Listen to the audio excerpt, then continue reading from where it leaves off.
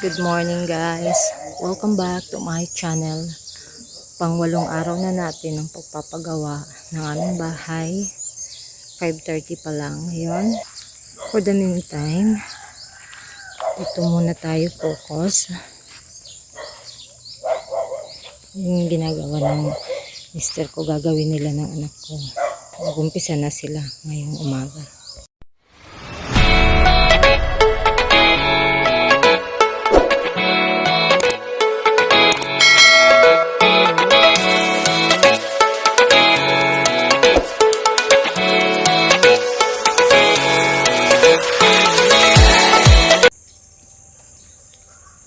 Ayan guys, kani-kanina ay umulan. Nakikita nyo, basa yung ano natin. Babao. Damuhan, basa. Ayan, medyo maambon pa nga. Time check, 6:55 AM guys. Sana hindi na tumuloy yung ulan, kaya lang medyo yan o, medyo makulimlim pa. May sobra naman yung sulignum namin ng kahoy. Nilagyan ng mister ko yung center, parang doble protection lang din. 2 years ago na kasi yung dati naming nilagyan to ng sulignum. Ang dagdag protection na rin. Oo, tumila na ang ulan. Mabuti na lang, gumanda na ang panahon, kaya itutuloy na nila ito ngayon. Yan, lumabas na rin si Haring Araw. Yan. Tabayanan natin to guys.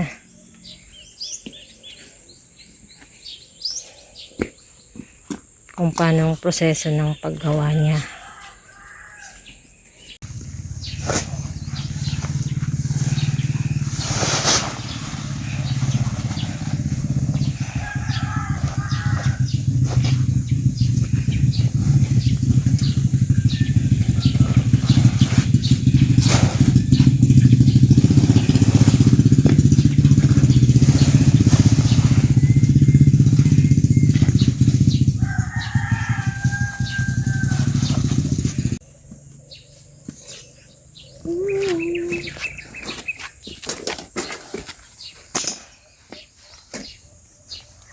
Katulihan, makakamulig ka.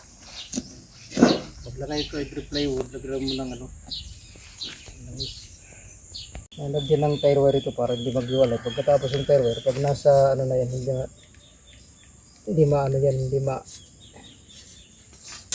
nabubulok. Pag nasa ilalim na siya ng simento, yung tire wire. Kaya nga accredited yung tire wire na kahit nasa ilalim siya ng simento, pag nasa ilalim siya ng simento, walang problema, hindi na mababulok yan. Kaya yun ang ginagamit, ang daming gamit ng pero Yan nga guys, narinig niyo yung sinabi ng mister ko. At habang ginagawa niya dito yung sa steel bars, itong anak ko naman ay nilalagyan niya ng used oil ang hulmaan nila para hindi dumikit ang simento guys. Pag tinanggal nila, madali nang matatanggal ang simento, dire-diretso na yan. Natapos nang lagyan ng anak ko ng used oil, naka-ready na to naman. Ito na yung buhangin, ready na rin guys. Guys, nalagay na niya yung semento. Minimix na lang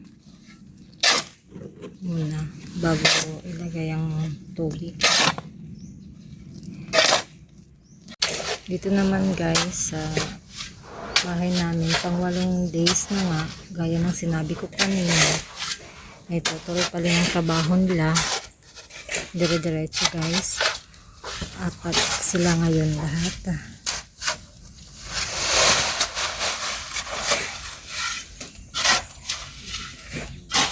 Andun yung dalawang mason sa loob.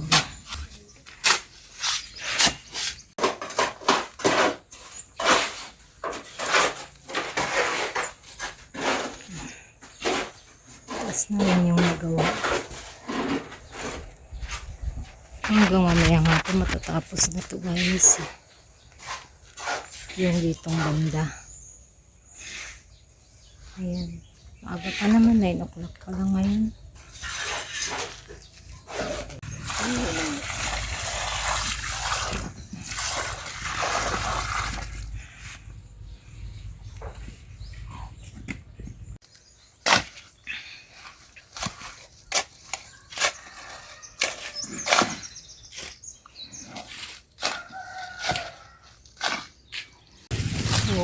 Uy, nagpapahinga ang mga manok dito. Mainit ba? Uminit ang panahon.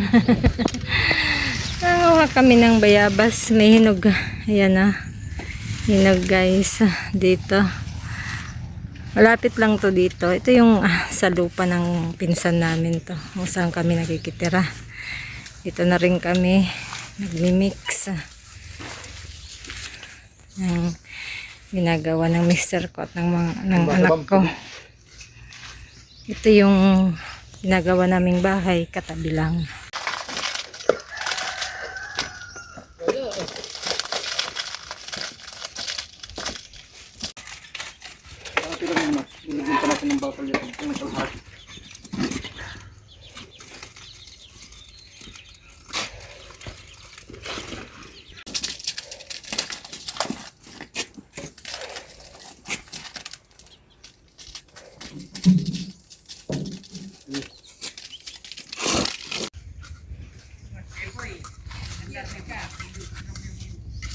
Yan guys, kagawa rin sila ng 8 at nilagyan nila ng dowel.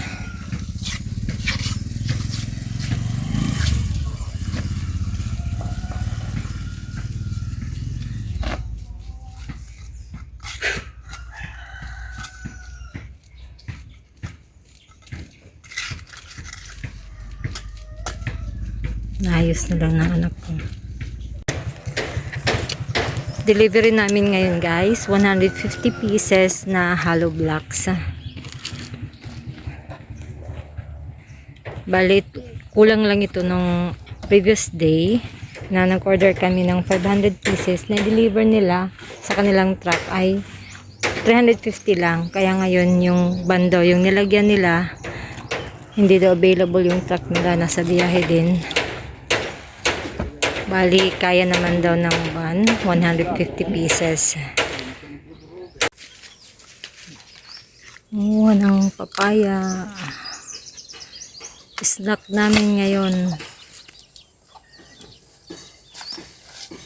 2 nakuha niya. Maniba lang. Pwedeng ano na, pang snack. Ito ang kagandahan dito sa probinsya guys. Fresh ang papaya natin.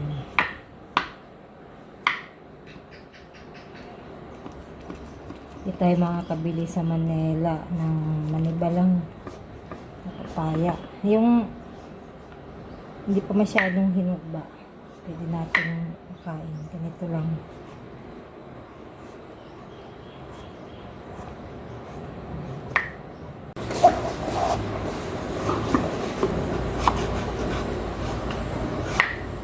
Ganda ng kulay guys ng papaya namin. Oh. Fresh. Latang fresh na fresh talaga siya.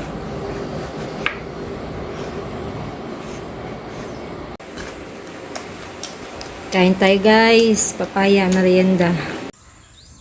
Yan guys. Update lang tayo.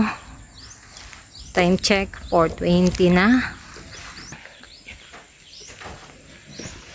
Yan na lang oh. Sa taas na lang. Yan na lang ang tapusin nila. Tapos na yan dito guys. Yung palitada nila sa isang kwarto na lang. Then, bukas, dito na tayo. Sa labas mag-umpisa na sila para sa kusina naman. Yung itong CR namin, banda dito ang CR. Ito, itong pinto na to, siya ang magiging pinto natin sa palabas punta sa CR. Yan, binuksan ko ng payong guys kasi umuulan na, umpisa na.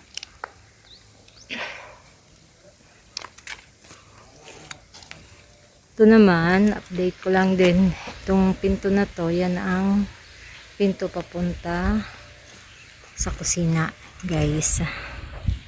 Ito guys, tinakpan na ng mag-ama ko yung ginawa nilang precast post para katulad ngayon umuumbon-ambon, okay na, hindi siya mababasa para tumigas. Yan, tapos na naman ang isang maghapong trabaho guys.